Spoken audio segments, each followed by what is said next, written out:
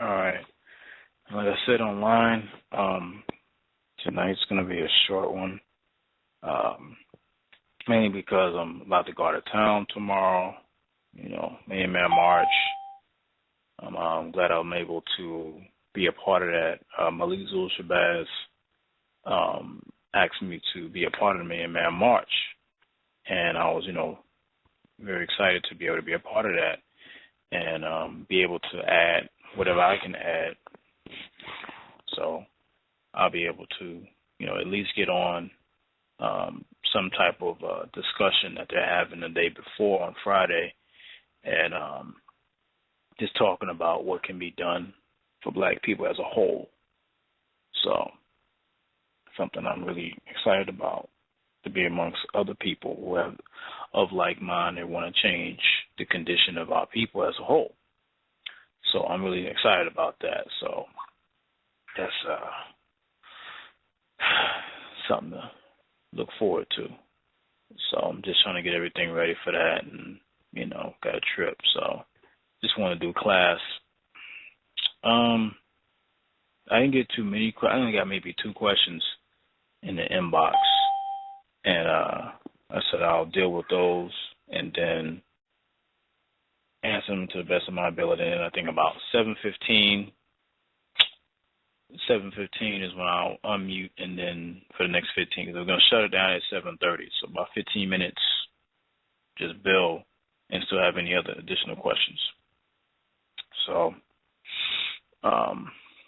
go into the first question. I got to go into the inbox to look at it.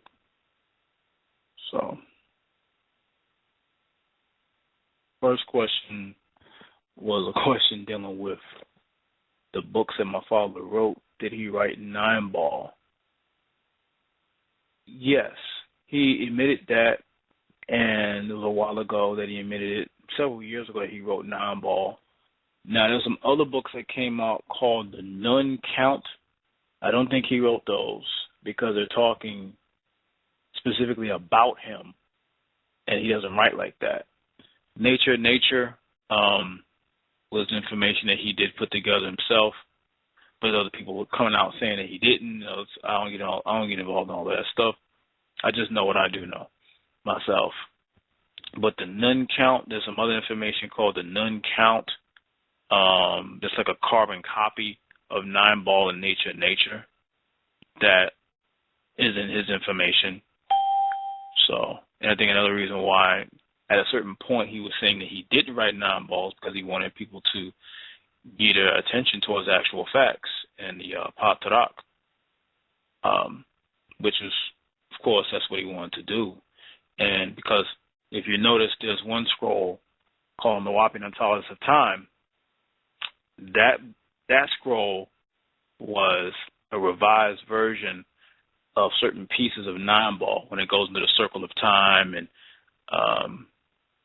the clock, when it goes from 3 to 4 to 5 to 6, and then knowing that the Caucasians is ghost ether and the Hindu East Indian is 6 ether and us as Africans are 9 ether. So you could see different excerpts of that. So that's, something to clear up, because there's a lot of misconceptions going on right now, and people claiming this and people claiming that, which is, it's all over the place. But I don't get involved in that. I just deal with information. That's what I do. Information and affirmation, of course. So that's what I deal with. Second question. Second question was, I'm reading now. I'm going into an inbox again. And the second question dealt with the similarities of a sorrel and a quote of the Bible when it says Matthew chapter 6, verse 9, because they were quoting from a CD that he put out in the year 2000 called The Egyptians Coming on the Messiah. On that tape, Egyptians Coming on the Messiah, when he quotes Matthew 6:9, the Lord's Prayer in the Bible, King James Version, it says, "Our Father who art in heaven." And if you look up heaven in Greek, it's the Greek word Ouranos. And Ouranos is the Greek word for Orion. which is of course the Orion star constellation, and is also connected to Septu and Sahu, which is where our ancient ones stem from. And the father that is being talked about is actually Asadu. And remember, once he made his transition, because if you remember, if you read Zahuti's vision, ancient Kemetic text that my father translated in the actual facts, it reads that Asadu made his ascension or rose up in degrees after he already made his transition from the physical form. And he went through many different forms. In Zahuti's vision, if you remember, he was a dragon. And when he came to Zahuti, remember Zahuti prostrated in the desert, he came to Zahuti as a dragon. That was his one form.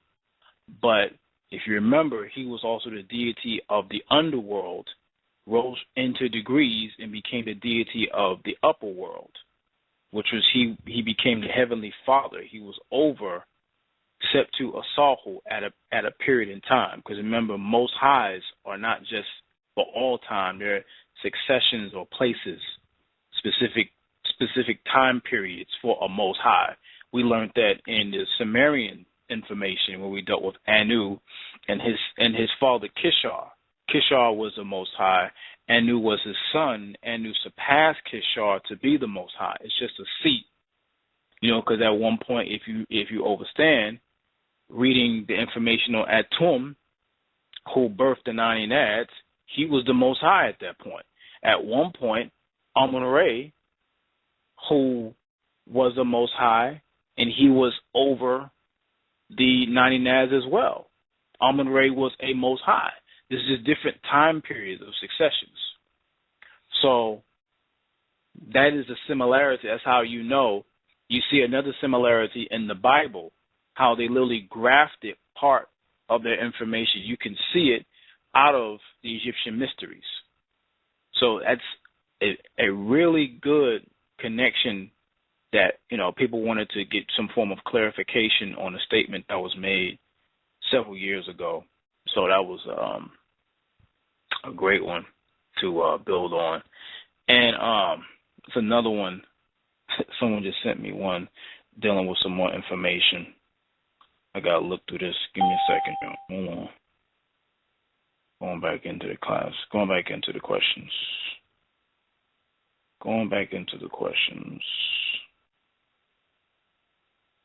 Yeah.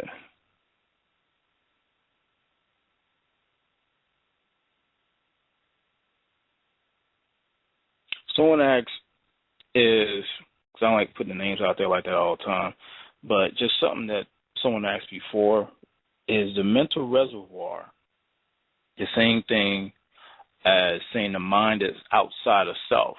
Yes, because we all have separate brains, of course, as human beings, but we share minds because the mind is one specific place. It's what we call a mental reservoir. That is something that is unseen, but is the place where all thoughts are manifested and picked from. So the mental plane is also the spot where things were thought. The reason why you were here, there was a thought for the reason why you came back in the physical form, because you was here before as an ancestor. So you manifested again through a whole different person through your own genetics, because we come specific times consistently. So you dealing with an individual that, as me, or regardless of who it is, we are constantly manifesting through the physical countless times, because it's a job that has to be done that wasn't done the first time. Something has to be weeded out that was not weeded out the first time. So who comes through who is a thought. And as my father says, you come through your parents, but you are not of your parents. But part of your parents is still within you. So your genetics also dictates the things that you do, the movements that you make, but you can also alter your genetics with the different actions that you exude yourself. So all these things take place or take part in shaping and forming the perfect you. You have to be in control, though, of your thoughts and be in control of the subconscious. The reality is that we think that we control it, but in reality we don't, because it's constantly being manipulated and maneuvered by outside forces. And once we understand that our subconscious is manipulated by outside forces consistently, then we can be able to pinpoint the actions that are systematic and patterns. Then we can tap into being able to stop the pattern and be able to do things on our own. So hopefully that helps people to understand that. So that was the last question that was inboxed. So what I'm going to do is take it off mute, and we'll go for a minute. And if there's we'll just shut it down a little early. Next week will definitely be a lot longer. After this week. So, about to get back on here and go through. Give me 1 second, y'all. All right, y'all. Anyone have any questions or anything like that? Yes, brother. Rahul, yes. The last point you made about the subconscious and the mental reservoir, and these forces are constantly attacking the subconscious mind. My question is, does that fall in line with being in control of self? And if so, can I give more right overstanding? Because I try to explain to people the difference between self-control and being in control of self. And I kind of struggle with that. Can you give me some right understanding on that, brother? Well, self-control, of course, is just, being in control of actions. It's when we got to realize most of the pattern, like I said, it's a pattern that we're constantly on, that we create ourselves, and then it's things that we're being dictated to do by this system. So it's self-control. It's like habits. Habits is like something that we say, well, I can't control this. It's just, it's like smoking and drinking. It's like, oh man, I can't control this. Then you say, okay, well look, someone says to you, that means you don't have self-control. Right. Now, once you have self-control, you're stepping into what's called being in control of self, because self is controlling the things that you truly are doing. Once you are tapping into self, then you can truly be able to say, okay, well, wow, I have really control of the different frequencies that I'm on, because self and you is something that is within each other, meaning that what you do every day is a pattern that was created by you, but self is the true cosmoson that's dormant within you. And so what people have to understand is that that's two different situations that must be meshed together. If we're going to really be in control of self, then we have to already have self-control established. And we don't see it like that. We only see it like, okay, well, self-controlling and in control of self is two different things. No, being in control of self is meaning that you are stepping into master mode. Because, again, I always refer people to the Mysteries of Egyptian Ma'at, where he talks about you are the master. I'm your spiritual master, but you are the master. So self is, or being in control of self, is that state where you step into master. As I said, master mode. You're stepping into now being master of all the energy centers and the circuits within self. But just self-control is knowing when to stop doing something that is detrimental to you. Okay. If that gives you a better understanding. Oh, true indeed. That's what it say when in Islam say, I self Lord and Master. That's what Honorable Elijah Muhammad got that concept from, of being in control of self, from the basis, from the foundation of self-control. In other words, once you have that foundation laid and it's established and it's solid, then you can build on being in control of self, being the master, our self-lord and master. Right. From his degree of study, it's like same language but different degree of study. The thing is that with Pops, he took it a whole step further, and with Elijah, he used the tools that he had in front of him, whereas with Pops, he same tools but just took it on a whole other level with the outformation that he's giving people still today. Oh, indeed. So yeah. If any more questions, I'm here. So, there's no problem. Yeah, but yeah, I know right now someone asked about the 9, 3, and 9. I don't have any more. I didn't get a chance to get to the brother, let him know I don't have any more prayers.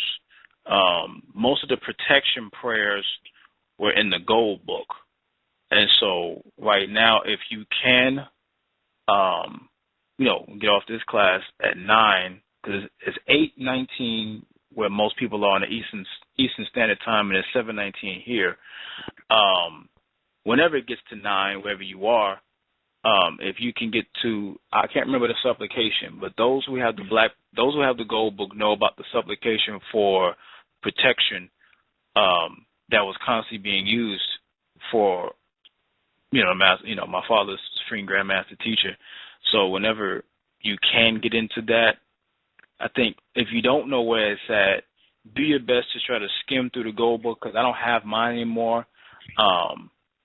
Skim through it and just read the English part of it, so you could translate, so you'll know this is the one that's the prayer for protection, because he's asking people right now to 9, 3, and 9 if they can get those supplications done, and you send that frequency out, that energy out for him at this point. What is the status on Baba? Right now, it's just a waiting period, because October was supposed to be the deadline to have him have him sent to Liberia. And the last thing I saw was right now they were still trying to raise money just to keep the lawyer right now. So that's the current status. It's just a wait right now. I see that now. That's the best I saw. I asked some sisters that was in charge of it or in control, and that was the main thing, is like right now it's just the wait, because remember the last regime was the Charles Taylor regime, and now it's a whole new regime. But the good thing is right now is that the charges that were on him, they were all proven to be false. And so that's good, because you're dealing with Liberia, you're dealing with an African country where they could look at that from an Islamic standpoint and be like, before they even proved it innocence, they could think that, he's guilty and put him in even worse prison than even ADMAX. But since that's taken care of, that's on a positive note, that at least when he is sent over, that he'll be in a lot safer place. That's our main concern right now, is that he's in a safer place. So that's just, right now it's just a weight of the situation. Okay. That's the most I have for you right now. I just give you what I have. Indeed. Yeah. Indeed. But yeah, if there's no more questions, I just wanted to come on and just build with the family for this week. I gotta get on it and get ready to get to the Man March, and I'll be able to build with y'all more next week. Try to at least stretch it out to maybe an hour to an hour and a half for next week, and want to say Hatep Washuk family. Wadu. Hatep Washuk. Wadu.